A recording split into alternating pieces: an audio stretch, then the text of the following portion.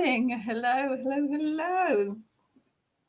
Welcome to Friday again and again. That's what it feels like. But anyway, good morning. If you are there, please do say hello in the comments as usual so that I know that I'm not Billy No Mates. Good morning, Andrea. Oh, crackly voice today. Good morning. Welcome to Friday. Good morning, Jay. And good morning, Denise. Oh, I might have to do sign language today. Good morning, Maria and Sylvie and Lisa. Yeah, might have to just write the words on the screen today. Good morning, Eva from a wet Switzerland. Good morning, Xenia. No, we've got sunshine today. It's very cold and crisp, but sunny. Good morning. No, good afternoon. Good evening, Maria from Australia. Good morning, Leslie. And good morning, Leonel. Sorry, I'm really bad with pronouncing names. From Mexico. Fantastic. Maria, you okay? Yeah, I've got a croaky voice this morning. It is allergies. It's nothing evil. Good morning, Rachel. Good morning, Jackie. Happy Friday to you too. Good morning, Sue. Back from seeing the sea for almost a week. Fantastic. Do like the ocean. Good morning, Kerry. Good morning, Teresa. Sue says morning, Pete and Eric. Eric's on the sofa in his bed, all tucked up nice and warm, which is why his seat is empty. He's decided the sofa's far more comfortable this morning. For anyone that doesn't know, Eric is our dachshund.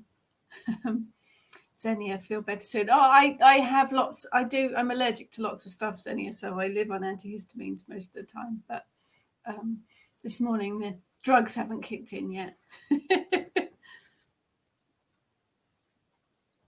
It's because I did some housework yesterday, see? It's all the dust. Good morning, everyone, and welcome to Friday. Lots of lovely people again. You guys are fantastic in your support. Quite overwhelming, really. Yes, good morning. We're in the southeast of England. The sun is shining. The air is crisp. I can hear birds singing in the garden, which is fantastic. Good morning, Jess. Marie, not allergic to cats. I am allergic to cats, Marie. I am a dreadful witch. I'm allergic to cats and incense. I'm also allergic to Eric the Dachshund, which is why I live on antihistamines. Good morning, Christine. Good morning, Vanessa. Good morning, Rhiannon. All nice to be here live. Yep, it's fab. These Friday mornings are the highlight of my week. Marie, bummer. Yeah, it is a bit, Marie. But, he's worth it. Nikki, I have you in the car on your way home. Wow. Careful driving. Friday mornings are the highlight of my week. You guys are fantastic joining me here. So thank you so much. I am going to waffle inanely, as I usually do. A request this morning. I have been asked to talk about working with deity. And I think that confuses a lot of people. I think perhaps even the term is confusing. The term working with is a strange one, really. Xenia, sad to hear you're allergic to Eric. Yeah, I am, but, we'll keep him. Good morning, Jane. This is my first time. Hope that's okay. Welcome, Jane. Of course it is. Welcome. Good morning, Sue. Yeah, it's lovely to have old faces and new faces. Always lovely. Good morning, Mal. Is it A, not Anwi? I'm not very sure on the pronunciation of that one. So good morning to you. Yeah, everyone is welcome. Absolutely everyone is welcome. If you haven't seen me before, I will waffle inanely and giggle quite a lot because that's what I do. If you have any comments or questions while I'm talking, do just pop them in the comments section and I will answer them if I'm able to, or I'll make excuses if I can't. Good morning, everyone. So let's have a look. Working with deity today. I like to start with Onya. Thank you. That's it. I knew it wasn't pronounced as it's spelt, Aine, Ornia. Fantastic. So deity. I like to look at the word deity first. What does it actually mean? Well, the dictionary definition, a god or a goddess. It's pretty simple, isn't it? Divine character or nature, especially that of the supreme being, which always makes me think of some kind of Disney ruler, the supreme being, or something from Lost in Space or something. Anyway, divinity, the estate or rank of a god, a person or thing revered as a god or a goddess, the deity, God, supreme being. So we're talking about up there, around us, in everything, really. Sue, waffle never, always helpful advice. I do try, Sue. You're fantastic. Thank you. Bless you. Good morning, Karen, and good morning, Francois. Marie, finally got her hands on one of your books. They're not in abundance in Australia. It was in a hippie shop. There is an Australian supplier, and I can't think of it now. If you have a look on my website, Marie, at any of the books, it does list one of the main Australian suppliers. I can't think of the name at the minute, but if you look at any of the books on my website, it has got an Australian supplier. But I'm glad you found it. So, deity, working with deity. I think within the pagan world, within any world really, everyone will have a slightly different idea about deity, about what they think of as deity, and about what they work on, how they work with deity. Good morning, Lexi. And I think everyone will see the gods and goddesses in a different way as well. I did once have a discussion with someone about the god Thor, and it was interesting because I've always seen him with blonde hair, really, and she'd always seen him with red hair, similar in looks, but completely different hair color. I think it is, they will appear to each person in their own specific way, and it won't always be the same. There's no right or wrong, as far as I'm concerned. So the traditional, for want of a better word, of deity, gods and goddesses of various pantheons. But some may see deity as spirits in all things, and I think as pagans we probably see the goddess in all things anyway.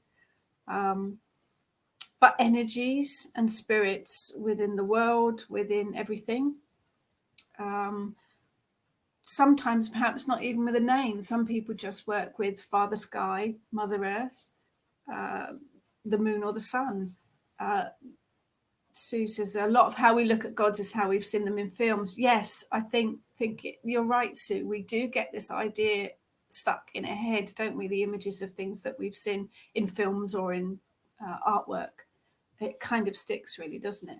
And I also think because we're human, we like to put deity, the other world beings, in human form, because that's how we can deal with it better. You know, if they appeared as some kind of squiggly blob with 17 arms and 3 eyes, we probably wouldn't be able to connect with them so easily. We do like to put the human image on them. And of course, if you look across all the pantheons, which we'll come to in a minute, each country will have their own deities dressed in the outfits that are appropriate to their culture, and they'll have same skin tones as appropriate to their culture and the same look. And you know, each country and each culture has their images in the way that is familiar to them, a way that they can connect with them, which makes sense, totally makes sense.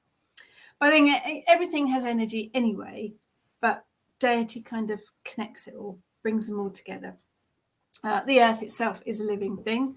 I tend to think, along with a lot of people, that it's a female energy. She's Mother Earth. She's Gaia.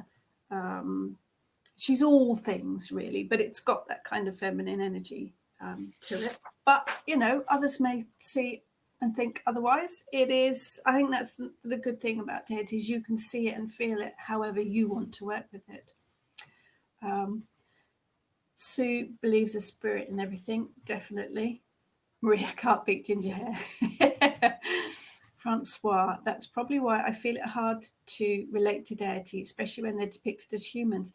Yeah, see, there's the flip side of it as well. A lot of us do see deity in human form, but that's not necessarily how they are or how they will appear to everyone.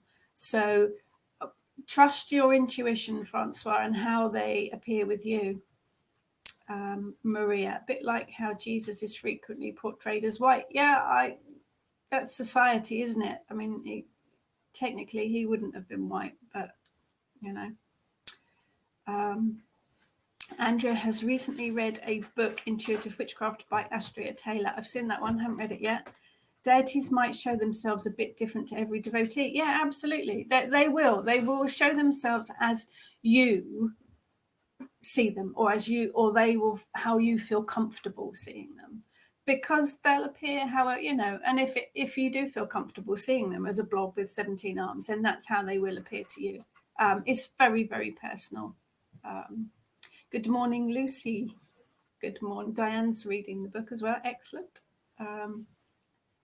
Exactly what I think. The earth is gay. Yeah, I think that's how a lot of people see it, but it's very personal. So, you know, they will appear to you however they feel that you will connect most easily with them. So trust, basically. Trust your intuition and your subconscious, and what you see is who it is. And quite often, if deity appear to you in the beginning, they may not even tell you their name either. You might just see a figure. So run with it. But we'll come back to that. I think as well I tend to work with balance. I tend to work with a balance of male and female energies. The horned god, the green man, he's nature, he's the forest. He lives, he dies, reborn again. He's the consort to the goddess. But not everybody works with that male energy as well. Again, it is, you know, a personal thing. How do you connect with deities? Yeah, I'm going to talk about that. I am going to talk about that. So, Christina, make life simple and ask the powers that be. Yeah, quite often I refer to the universe, because quite often the universe has its own ideas that differ with mine, but the universe usually knows best. Trust, you have to trust. I do believe the goddess is in all things, but it's very personal as to how you see it. I will give you my belief, but you may have different ideas, and that's absolutely fine. But I'll give you mine so that you can kind of see where I'm coming from. I think in the beginning there was one energy, one spirit, one divine being, not even a being really, a divine thing. It was female, it was male, it was both, it was neither. And from that came the belief, and it spread across the globe, it spread across the world, and every different culture interpreted it in its own way. Ancient man would have worshipped the sun. They would have worshipped the sun to make sure it came up each day, because they needed the sun to grow the crops. They would have worshipped the moon, because fairly early on man realized that the moon went through phases. They would have recognized the seasons. They would have worshipped the land, the spirits of the land. So there would have been that devotion there quite early on. And I think each culture across the globe would have interpreted it in their own way. And again, because we're humans, we like to put the human faces to it all. And I think as well, the goddess idea, I mean, fairly early on, man realized that woman gave birth. Very early on. And it would have been really magical. It's still magical now. I'm still amazed that a human being can produce another human being in such detail. So I think the idea of fertility, of women giving birth, would have been magical as well. So a woman in her role as reproducing would have been worshipped, for want of a better word. Yeah, you're preempting me here. I was going to say, so I see all of the gods and goddesses as different facets. So you have the one whole, you have the one big diamond, and all of the gods and goddesses are different facets of that one diamond. They each have their own personality. They each have their own characteristics. They are individuals, but they are a part of the whole, whether you see it as the goddess or the god or deity or the divine or whatever. They're all facets of that one divine. That's how I see it. It's entirely up to you how you see it. But of course, then there are so many crossovers as well across the globe. There are deities that are very, very similar in all the different cultures, even to the point of religions. All of the religions have big similarities running through how they worship, how they work, and how they, follow their faith, if you like. So I think it's all come from that one, and each culture has interpreted it in its own way. That's my thoughts. Your thoughts might be different. If you're happy to share, I'd love to see your comments. But I think it is a very personal thing, and it has to work for you. So whether you see all the gods and goddesses, or whether you just work with the spirit of earth, or, say Father Sky, Mother Earth, it's entirely up to you. Quite a lot of people just use the terms the Lord and Lady rather than specific characters, individuals. It is entirely up to you. When I first started, I wasn't sure where to start. A book I was reading or a course I was working on. This is before internet. What Pantheon do I work with? So Pantheon is a group. Pantheon is a group of all the deities from each particular country. So I ummed and ahed and I looked through, because there's the Egyptians, the Greeks, the Romans, the Norse, the Celtic. I went for Celtic because I live in England. It made sense to me to start with the deities from the land that I lived on. But you may be drawn to other places. You may be drawn to other places because you visited there, or it might even be back in past lives or family history that you've got a connection to that. Trust your intuition on this. Do trust it. Lots of people. It's facets of diamond. Vanessa, a bit like us, really, a different face depending on what we're facing. Yeah, absolutely. Facets of a diamond. Yep. Xenia sees it very similar. One big divine energy, and all the gods and goddesses match the cultures of the worshippers, and they are facets of the divine. Sue likes the phrase Lord and Lady. Yep, lots of people use that. It works. Maria, it's funny because you think you'll work with the ones you like, but the ones who show themselves are completely different. Absolutely. We will come on to that in a minute. Sue says, different deities, but with different frequencies, and some resonate more with me than others, become attuned. Yep. Lexi, I'm a daughter of Hecate as an aspect of the goddess. She is my patron deity, but I do also worship the goddess lady as a whole when I need to. Yeah. Good morning, Ness. Sue, interesting past life revealed in ancient Greece, now work with Hecate. Yeah, I think her past lives possibly do give us a connection as well. So I chose the Celtic Pantheon because I live in England, and that's where I started many, many years ago. And I looked through all the goddesses and the gods, and I think the first one I worked with was Rhiannon, mainly because I love Fleetwood Mac, and that one just kind of jumped out at me. But I don't think I ever really connected with any of them properly in the beginning, probably because I wasn't really sure what I was doing. But as my pathway has twisted and turned, I have always been open to whatever deity wants to make themselves known to me, because what I did discover is you don't generally pick the deities, they pick you. If you are open to it, you will be rewarded with some fantastic experiences. I do often, within the Kitchen Witch rituals, we pick deities to work with specific for our intent. And I have invited specific deities in for rituals because it matched the intent. But I've never got that light bulb connection doing it that way. It works for what you need it for, but actually working with or walking alongside a deity, they find me. They have found me.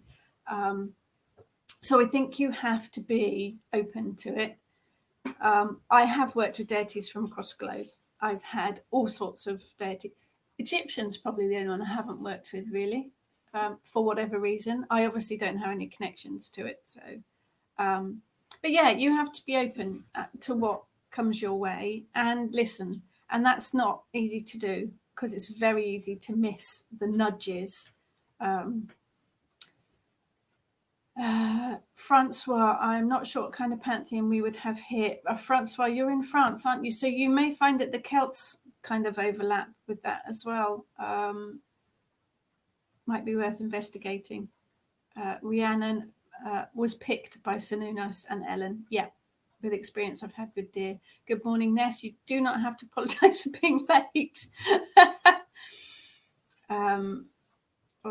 I used to worship Isis, who was once widely worshipped in England, and throughout the world. Yeah, you will find that some of them do cover the globe. We will come to that in a minute as well with my deity. Fortunate enough to worship at a temple in Egypt. Fantastic. Recently, however, Hecate has called me in a dream. Yeah, you will find that dreams and meditations are key places for deity to find their way to you. So the interesting thing is working. What does the word working mean? I don't think as pagans we worship deity. I think that's the wrong term because we don't, well, I certainly don't worship them as such. They are above me, but I don't worship them. I work with them, or they work with me, I should say. I don't get down on my knees and pray and do the whole worship thing because I don't think that's how the pagan deities work. What they do is provide me with support and guidance and insight. I do make offerings to them. I do have image and altar and all kinds of things like that with them. But working with them for me is a better term than worship because it's more on a one-to-one level, if that makes sense. Makes sense to me anyway. There's lots of ways that deity can help us. We can work with them in ritual. We can work with them in spell work. So meditation is a good one. But they do lend us their energy, whether it is in the form of support or advice or insight. And quite often my deities kick my butt when I'm not listening. That's the way it goes. Ness, hell is nudging me at the moment. I'm not surprised delving into the runes. Yep, that would make sense. I think it does matter what you're doing. When I was writing the hoodoo book, Papa Legba was, although not technically a deity, he was with me a lot, laughing at me, generally, sitting in the corner laughing at me. But he was there. Francois, the Celts were just about everywhere in France. Yeah. Different parts of France will have different areas to look into. Definitely do some research, Francois, about the tribes and see what ancient tribes were there because they will have had their own deities to work with. Xenia mostly works with the Great Goddess and the Universe and Great Spirit. Yep. But also with the angels. Yeah, that's another facet as well. I must admit, I don't work with angels myself, but I know a lot of people do. But it's another kind of facet of the divine, isn't it? Also, for example, with Odin, Isis, or Christian saints, depends on the work I do. Yeah, because if you work with hoodoo, you work quite a lot with the Christian saints because they cross over with the Papa Legba, the spirits. Jane thinks of Credwin as a wise old auntie. Yes, the Kalak that I work with, she's a feisty old bin, but yeah, a bit like a wise old auntie. Sue, the Lord and Lady walk with me every day, seeing the joy and sadness in my everyday life. That is a nice term. They walk with you. I think that is a fantastic way of describing it. They walk beside you. Absolutely. That is a really good way of describing it. Christine, to me, I find it hard to think they're in human form, but I totally agree with them as an energy that I can feel beside me and working with me. But I do know they are definitely deities. Yes, absolutely. It is about feeling it, isn't it? It is about feeling it. I think it has to be very personal. But remember, each deity has their own individual character and personalities. It's a bit like meeting a new friend. So if you've had a dream and a deity's made themselves known to you, if you've had a meditation and the deity has made themselves known to you, or even if you're thinking of working with one for a ritual or a spell, research them. It's a bit like getting to know a new friend. You need to know all about them first. If you're going to work with them, then it's only manners and respect to learn all about them. You need to know what their characteristics are, because you don't want to be working a love spell and calling in a war goddess. Not unless you want your spell to create quite a dramatic and unfulfilling love spell. So it's worth getting to know them and their characteristics before you actually work with them or call on them for anything. I think it's only respect anyway. And it makes sense really to do that. Learn about them, learn their culture and the country that they come from. So an example for me is Ganesha made himself known to me. I didn't pick up on it first. I kept seeing elephants, not real elephants, obviously, because, in the middle of a city in England, you don't see many elephants. But I kept seeing elephant prints on fabrics, on curtains, on dresses. I saw elephant jewelry. Every shop we went in had elephants. I kept seeing them on the television. And then all of a sudden, I realized that someone was trying to grab my attention. So I actually made an incense blend with the idea of attracting Ganesha, because I realized that the elephant was Ganesha. And then I did a meditation with the incense going. And he then stayed with me for 3 or 4 years, working with me. He was there to help. He was there to help clear blockages, to clear obstacles. And although I don't work with him on a regular basis anymore, whenever I've got something that I need to clear or an obstacle I need to remove, I make an offering to Ganesha. I have a Ganesha statue. I make an offering to him and a prayer. But that was about me kind of taking notice. But the first thing I did was learn about him. I read up about him. I love the idea of India anyway. So I read up some more about India, about his culture, because the Hindu pantheon, each of the gods have very, very specific ways of honoring them and working with them. Each deity has their own specifics. With any god or deity, though, it's also worth looking at how they were originally worshipped and honoured back in the day. All their stories and all their myths. The Greeks particularly have loads of myths and stories set up about them. Read up about them and learn about them. But look at images. Obviously, you can't visit all the countries in the world, but look at images on the internet of all their country and where they originated from, just to get an idea. And then there's their symbols or any animals that they worked with and any of their associations. Are they linked to any Sabbats or places in particular or seasons? Really do some research so that you get to know what they're all about, so that you know what you're dealing with, really. Diane, have you looked into the Germanic deities? Not specifically, again, because I wait and see who contacts me. And at the moment, they haven't done. So although I have worked with various ones that have come to me, my main one is the Kalak. She is my patron or matron goddess, however you want to say it. And she's been with me for years and years. The last couple of years, I've been working with Balanus, the sun god, as well. And I'm also at the moment researching into ancient British goddesses, those deities that were here before the Romans came over for their picnic. So for me, I think it's the connection to the land that I live on, and I've got that real strong British connection. So those are the ones that tend to come to me. Sorry, there's lots of questions here. Let me have a look.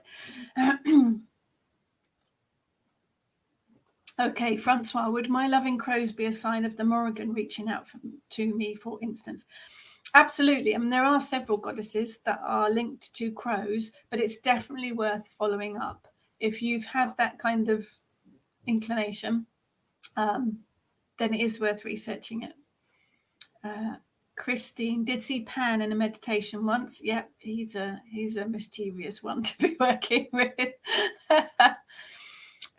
Rhiannon, I light my ancestral altar each morning and ask Sanunos and Ellen to guide me through the day. Yep, perfect. Xenia, there are goddesses of love and more. Yes, it does seem to be, doesn't it, that quite a lot of the goddesses that work with love also work with war. you have to just be careful which one you pick when you're working with particular spells. Maria, deity don't always tell you who they are. You think they're a certain one, and even through research, then they're somewhere else. Yep. Oh, they'd like to keep us guessing. They're not going to make it easy. Quite often, they will make you work for it. Maria, is the magpie associated with any deities? I work with the magpie actually with the Kalak. I think quite a lot of the crone goddesses will be associated with magpie, but do some research, Maria. Xenia, I always put sweets and coins at the Ganesha shrine in a local ethnological museum. Yeah, our offerings to Ganesha at the moment is covered in bars of chocolate because we're working with something at the moment. Francois Bacchus, I think. Oh, god of wine and getting drunk, basically. Party boy. Rhiannon, the Kalak left me snakes as a child in bedroom, and I've recently found out the house is haunted by an old lady. We were the first to live there. I think the Kalak chose me as a child to walk this path. She's turned up again and left me frogs. That's very kind of her. Yeah, she is. She's my goddess. She's the deity that I work with. And actually, frog is one of my spirit animals as well. Yeah, Xenia, the goddess often appears to me with wings, and I've not found out certainly if this is Isis or Freya. I've got no clear answer from them yet. Yeah, they do like to make you work for it, Xenia. They will keep you guessing quite a lot of the time. Sue says the Romans bought over her phone. That's why she cannot download the apps. They were clever, those Romans. Obviously not clever enough to make one with apps, but they were clever. Jane, our garden is always full of other people's cats. Do you think this is down to bast? Well, it's worth looking into. Sometimes it's just that your garden's full of cats. I understand completely. We live in a row of terraced houses and lots of people have got cats. So we quite often get visitors, much to Eric's disgust. So there a lot of the times it might just be that that's what it is. But if you start seeing cats in other places, if you start seeing cats on the telly or, jewelry or wherever, when you're out and about, then they might be trying to get your attention. Karen, had a bad childhood and had to stay out at night to stay safe several nights a week, but I always felt like someone was watching over me. Felt protected by a feminine presence. It's only as I got older I realised it was Hecate. But I work with others too, love the Kilak and feel the Dagda's presence. I think there will always be people that work with lots of different deities. Then there will be others that only ever work with one. There might be others that work with a male and a female and no others. And there will be some, like myself, I have my main one, the Kalak. She's been with me for years. Balanus, I think, is here to stay. He's been with me for a couple of years. So I have my opposites. I've got the female and the male, and it also happens that the Kalak is winter, autumn, and Balanus is spring and summer, and it balances. But it won't always work like that. And then I get odd ones that come in and out. Particularly during the summer, the Kalak quite often gives me another female deity to work with. But there will also be, the Kalak is my matron goddess, but there will be some people that never have a matron or a patron one. It will work however it needs to work for you. So it took me 9 years before the Kalak turned up for me. I was on my pathway 9 years before I got my matron goddess. But it might be that you don't need a matron one and that it's better for you to work with lots of different ones. Be open to whatever comes your way. Just be respectful and do your research.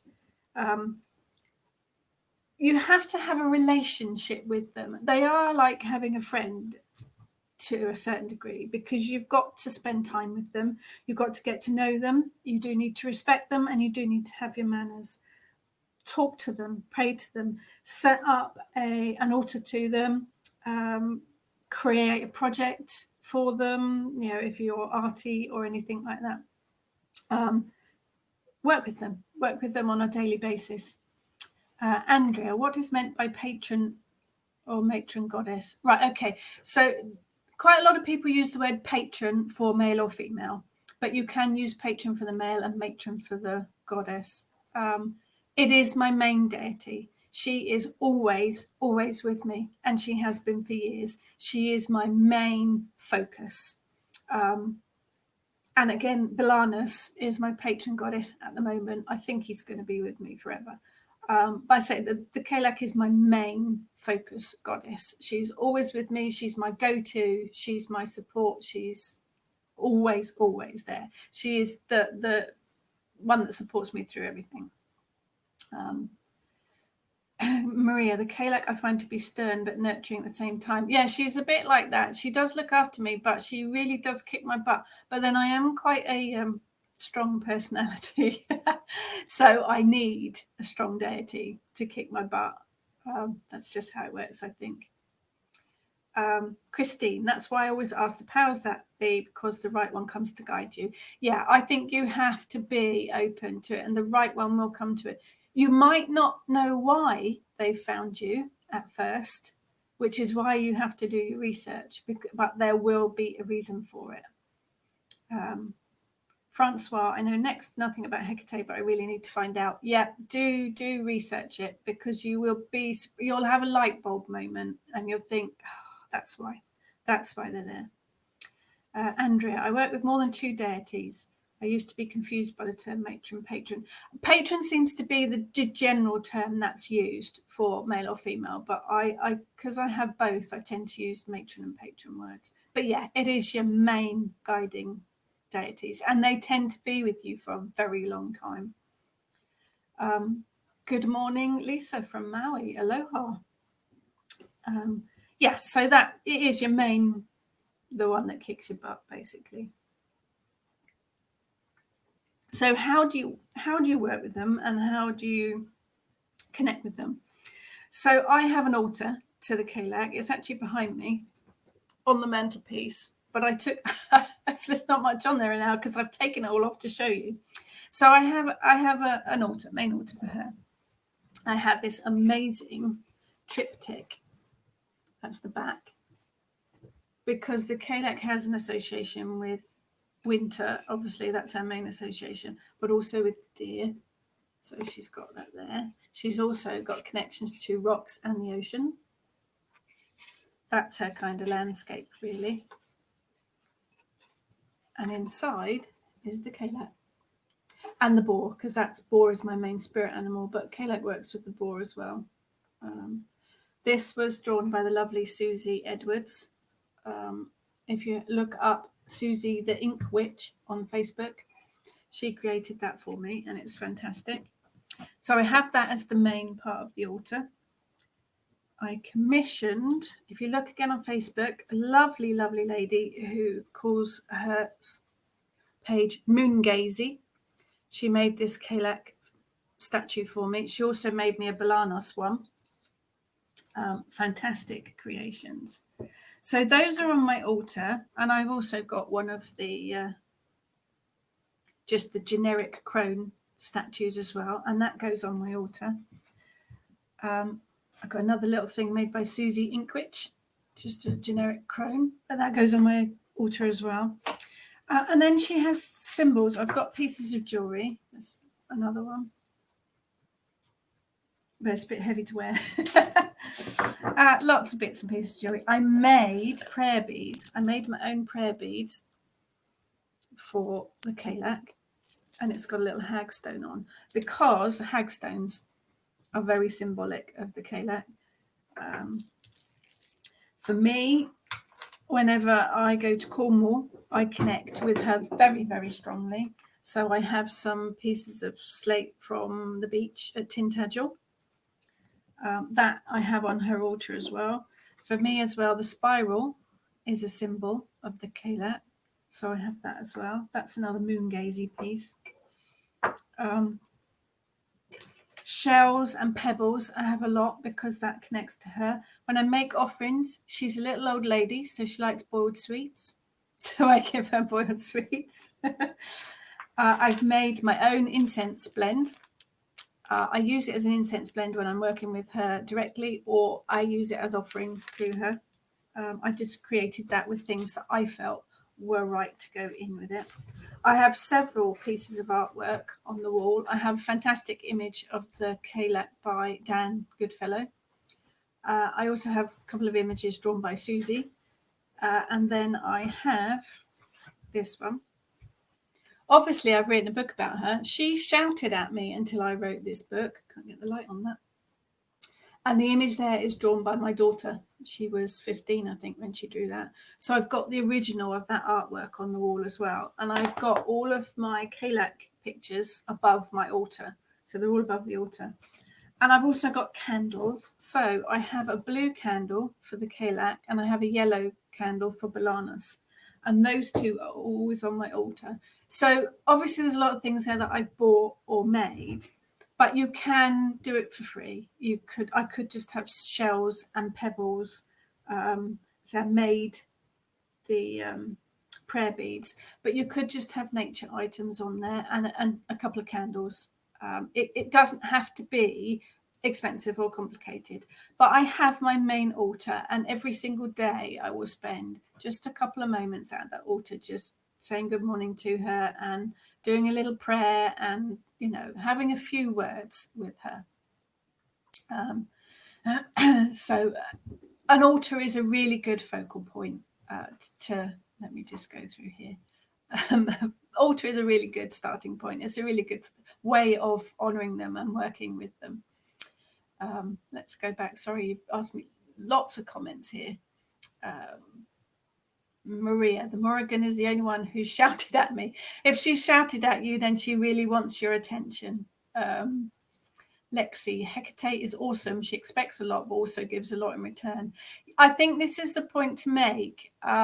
We ask them for help. We ask them for support. We ask them for guidance. You must remember your manners and do things in return. Quite a lot of things, tasks are requests from the deity to work for them. Karen, I've started painting one of those, but it's hard. But that is absolutely good. Yes, it is.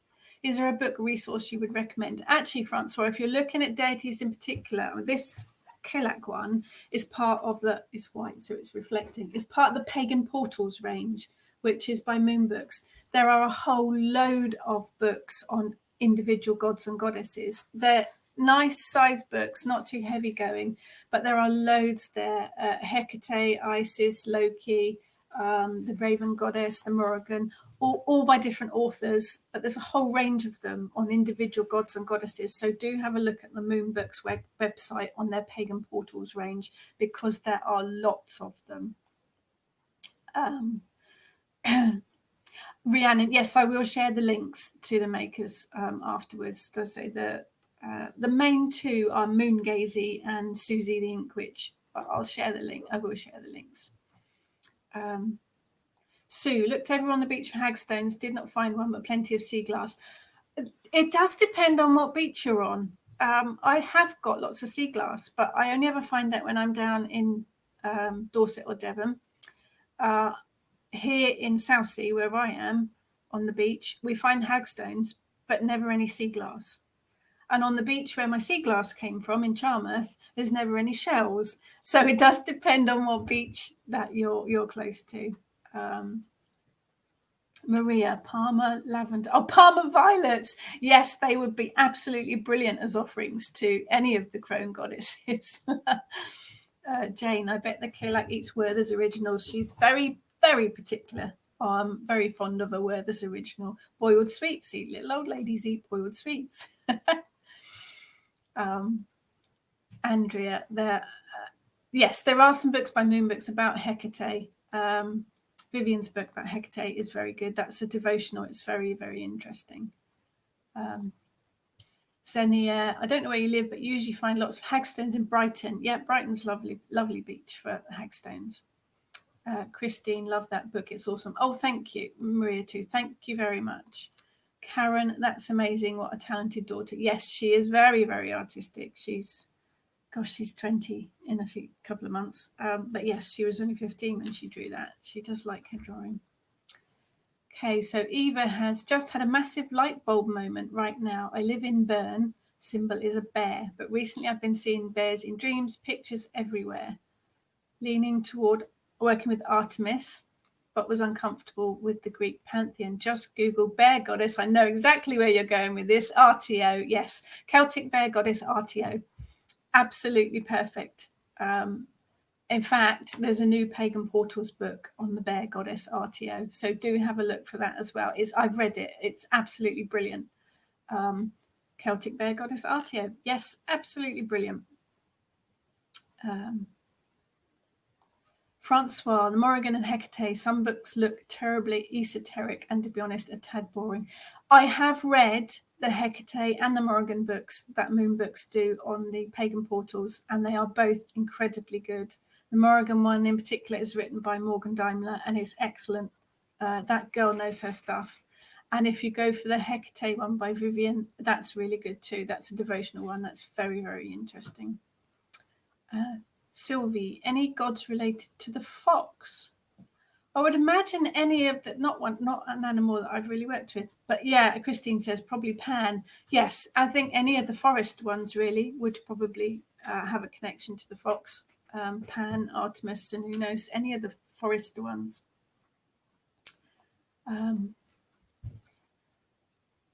There are Morgan Daimler. There's a link there to the Morgan Daimler, sorry. She's written a couple of books about the Morrigan. They are very, very good.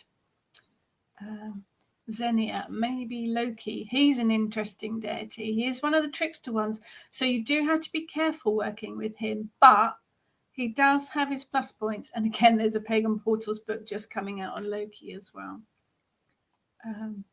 Yeah, anyone local to me, Hailing Island's also great for hagstones. Denise, the raven goddess. Ravens are visiting me all the time in my garden. That's generally the Morrigan, isn't it, with ravens and crows. Oh, there's a link there to the Moongazy art. Thank you. Sue loves Parma violets. I think they're disgusting, Sue. You can have all the Parma violets. Janet, I feel a connection with Danu, my patron goddess. Is she connected to Scotland? I think she's more Irish, isn't she? She's not one that I particularly worked with. I think she's more Irish. But that is worth doing some research on her. Quite a lot of the ones like the Kalak, I mean, she is Scottish, but she can also be found in Ireland, in parts of England, not generally as the Kalak, but there's a lot of stone circles or crone goddess stories, particularly stories about Black Annis, who's a folk tale. But the Kalak also travels across the world.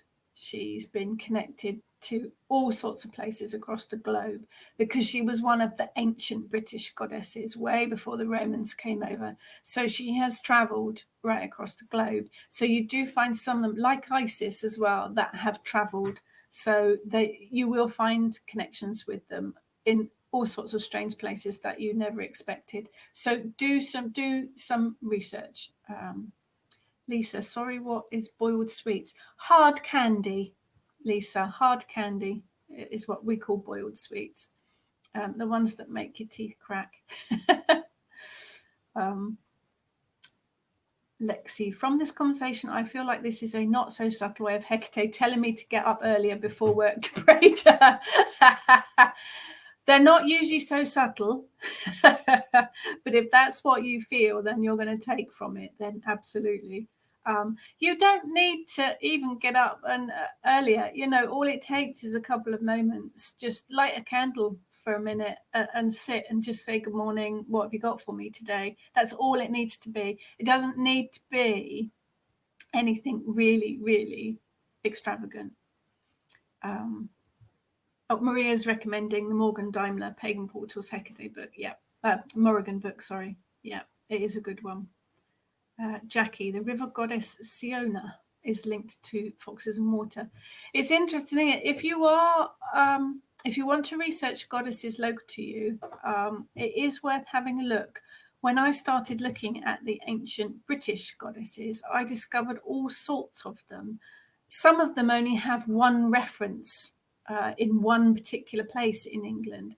And I think a lot of our ancestors would have just worshipped whatever was local. So if there's a huge river, they would have decided that the spirit of the river needed worshipping, because the river would have taken life for anybody that tried to cross it and didn't make it, but it would have given life in the form of providing food for them. So they would have then worshipped that river, and from that worship usually came the idea of a goddess. So there are a lot of places that just have one deity linked to that one river or that one canyon or that one mountain. So it is worth doing some research to find if you have any deities that are specifically linked to your area.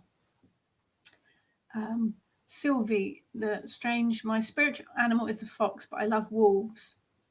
The wolf is a representation of Loki. Yep, you do find the connection as well with animals. I've worked with wild boar for many years, and there's a connection with the Kalak as well. So you do find they often come hand in hand. Andrea says, one of my spirit animals is a fox, but I do not see any connection of his to a specific deity that I'm devotee of. Fox is more on his own. In my case, it's a personal thing. It is a personal thing. I work with seagull a lot, although there is a kind of tenuous connection to the Kalak because she works with the sea. But yeah, you've got to decide whether that connection is right for you or not. Sue, I usually walk around in the morning talking to myself. I do that all day. Actually talking and asking what the Lord and Lady have in store for me today. That's all it takes, is a moment in the morning to just pause and greet your deity or a deity or the universe and just say, what you got for me today, or, just ask them to bless you for the day, protect you for the day. Teresa, to get guidance for the day, I do a morning tarot pull with Hecate, my matron goddess. Yep, it only takes a minute. Lisa, locally, Pele comes to mind. Yep, goddess of the volcanoes.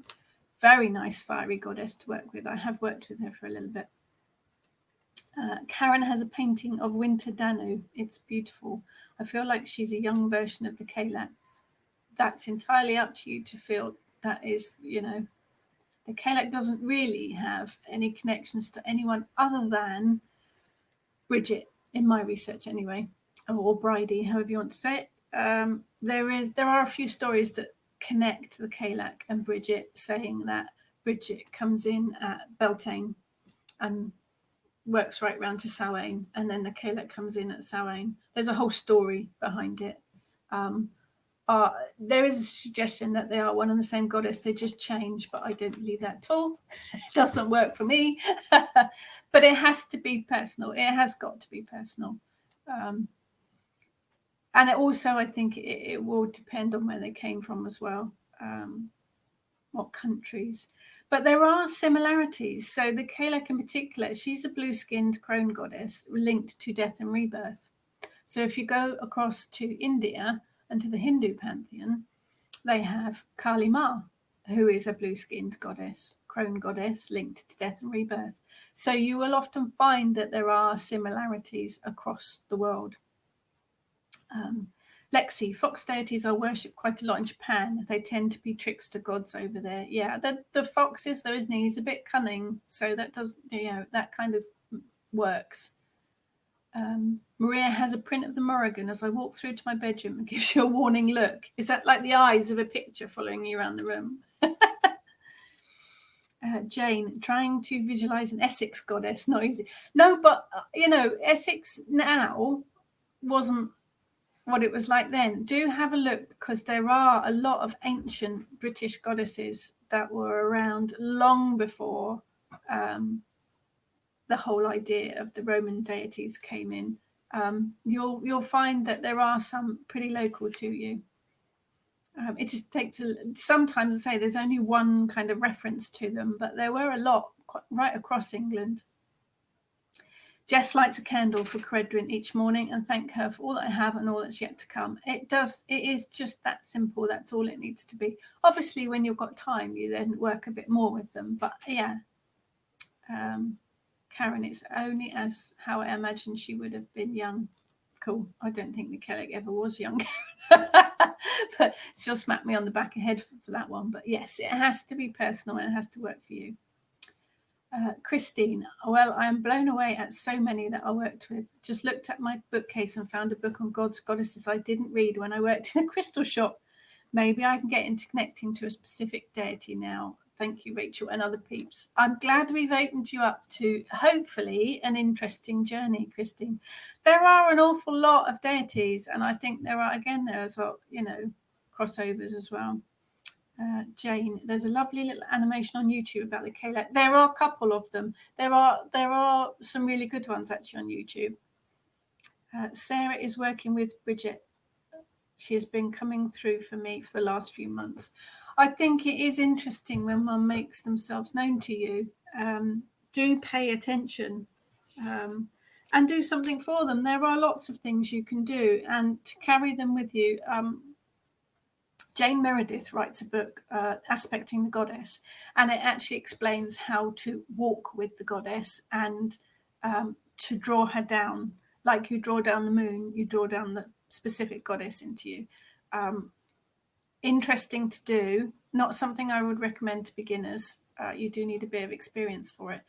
The actual aspecting, drawing them down into you, because you invite the spirit of the deity into your body. But she also talks about inviting a deity to walk with you. And I think that's really what we mean when we say working with a deity. You invite the deity to walk with you throughout your daily life. So their energy and their spirit are always with you, whatever you're doing. Karen's just reading that book. It is a very good book. If you want to work with the goddess on a one-to-one personal level, it's very good. But I think that's what we mean when we say working with a goddess or a god. It is walking with them. I'm just like, oh, could you answer that, please? Sorry, phone ringing. I think that's what we mean when we say working with a goddess, is that you invite them to walk with you, to be with you in your everyday life, to support you and to niggle in your ear when you need it. Tess says, good morning to Eric. Yes, that's Eric barking at the postman. Lexi, what was that book? It's Aspecting the Goddess by Jane Meredith. It's very, very good. Andrea's popped it in there. Thank you. Good morning, Heather. Just finishing up, actually. So, it's a very personal thing. Be open to whomever comes your way. Do your research. Learn about who's come your way. Learn their stories, learn their myths, or read about them and their culture, what foods they eat, where they live, what their landscapes are like, how they were honoured originally. Particularly, quite a lot of them have official celebration days, particularly in the Hindu pantheon. They have particular days. Christine, Eric barking just made my dogs peek round the door to find him. He sounds like a Rottweiler. Obviously, he's got Napoleon issues. Eva's found the book and it's in her basket. It is a very good book. But when you find that deity, meditate would be my first recommendation. Meditate to meet them and find out what they want from you or what they can give to you. If you really want to do it all properly and you know that they're going to be with you for a while, set up an altar. Pictures, ornaments, representations, incense, candles, crystals, anything that you associate with them. And then spend some time meditating or just talking to them or lighting a candle and connecting with that energy. You can then, as I say, call them into ritual or to help with any spell work that you've got as well. Build a relationship with them, really. And then they will help support, guide you with any issues, problems, just daily stuff, really. Sometimes they will ask you to do a task for them. Maria says, ask questions also with them. Yeah, absolutely. Denise, really interesting about all the deities as have been put off doing this, as the only person who has started me on this path just talks about her own deity, and this put me off. Everyone has to walk their own pathway, Denise. Absolutely. Everyone has to walk their own pathway. And while the Kalak works for me, she might not work for others. And I have worked with lots of different deities. you just have to be open to whoever comes your way. And at first you might not even know their name, but they're all there to help, support and guide. You just need to get to know them. You need to build a relationship with them. Use your manners, be respectful, and they will absolutely support you. And I would also say, if you end up working with 2 or even more, don't be worried if the pantheons mix. I know some people are very strict. You have to work with that one pantheon and they won't, deities will argue with each other. I had the Kalak and Ganesha. You couldn't get 2 more opposing pantheons. I suspect they tolerated each other more than they actually got on, but they were both there in my life for a reason. It's quite harmonious now where I've got 2 ancient British deities with the Balanus and the Kalak. And they do, again, they work with each other, those 2. But even the Kalak's she's quite picky. And I think, again, she kind of tolerates him. But don't worry about mixing pantheons. If you end up with an Indian one and an Egyptian one, mix and match. They won't, they're there for a reason. They really are. So don't think you can't work with a mix-up. Christine, thank you. I'm on a mission to work with one instead of being lazy and asking them all for help. No, it's not laziness, Christine. It's just a different pathway, isn't it? Our pathways take all twists and turns. Maybe now is the point where one specific one wants to make themselves known to you. There's no right or wrong. You know that. There's absolutely no right or wrong. Lisa, this has been helpful. You're very welcome. Very welcome. Andrea, my pantheon is a mix. Deities tolerate each other. Yep. Maria, I always use your meditation to meet a deity. You can just write yourself a meditation to meet a deity. Just set a scene, a generic scene, and meditate to open yourself up to whatever deity comes along. 2 of the deities also let me know they do not mind a shared altar. Yeah, some of them will say, I don't want to be on an altar with him. But others will be quite happy to mix. So trust your intuition and what you're guided on with this one. The meditation, there might be one in a book somewhere, Francois, or it might be in one of the lessons. I will seek it out for you, Francois. I can't remember off the top of my head. But that's it, really. You have to trust your intuition and be open to what or who comes your way. If you have any questions about it, or you get stuck, or got any queries, please do message me. I'm always happy to help. Just message me and I'll answer to the best of my ability. Francois, 3 cats, no altar. A very high shelf, Francois. Or just pictures on the wall. Yeah, no, cats do like altars, don't they? Jane, I've got Hecate and Caredwin on my dressing table. Should I move them apart? Only if you feel they need to be, Jane. If they've been there for a while and they're quite happy, then leave them. Trust your intuition on that one. Teresa, thank you for saying about pantheons mixing. I have written a blog, actually, of course I have. On my Pathos Pagan Beneath the Moon blog, there is a blog post about mix and match deities. So if you want some more information on that, do have a look. Maria, they are. The meditation to meet a deity is in my book, Grimoire of a Kitchen Witch. Thank you, Maria. I couldn't remember. But that's it for today. Thank you so much, people, for joining me. We've got all sorts of stuff going on. Have a look at the Kitchen Witch Coven Facebook group. There's a gig guide up there with all the bits and pieces on. Other than that, I will be back next Friday. We have got a Samhain online ritual this Sunday, but details of that are in the Kitchen Witch Coven group. There's a link to the event there in the comments. Thank you. Thank you, everyone, for all your thank yous. I'm glad I've been able to help. I don't know it all. I can only talk about what I've personally experienced. But today, that's what I have experienced. So it's your personal journey. Go with it. Trust your intuition and trust who or what comes to you. But if you've got any questions, as always, do ask. And if you want me to talk about anything particular, just pop me a message and I will do my very best.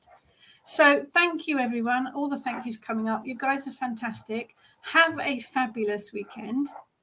And I will, if I don't see you on Sunday at the ritual, I will see you next Friday. Thanks, everyone.